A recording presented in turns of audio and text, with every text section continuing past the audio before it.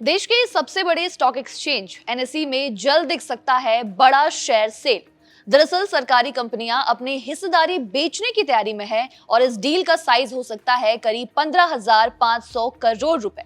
तो आखिर कौन बेच रहा है हिस्सेदारी और कितना होगा इक्विटी डाइल्यूशन, समझेंगे इस रिपोर्ट में।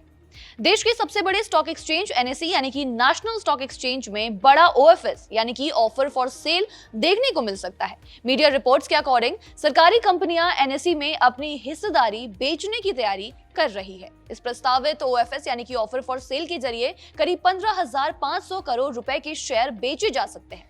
माना जा रहा है कि इस डील से एनएसई में टोटल 4% से 5% तक इक्विटी डाइल्यूशन हो सकता है। फिलहाल सरकारी कंपनियों के पास एनएसई में करीब 31% की हिस्सेदारी शामिल है। रिपोर्ट्स की माने तो पीएसयू शेयर होल्डर्स पर अपनी करीब 10% हिस्सेदारी ओएफएस के जरिए बेचने का दबाव है। इससे अकेले सरकारी कंपनियों की तरफ से एनएसई की टोटल इक्विटी में करीब 3.1% तक डाइल्यूशन हो सकता है।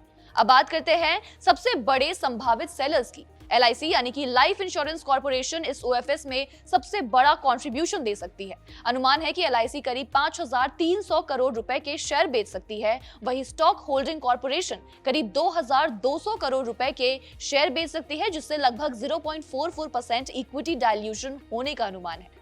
एसबीआई और उससे जुड़ी सारी संस्थाएं करीब 3,700 करोड़ रुपए के शेयर बेच सकती है, जो एनएसई की इक्विटी में लगभग 0.75% डाइल्यूशन के बराबर होगा।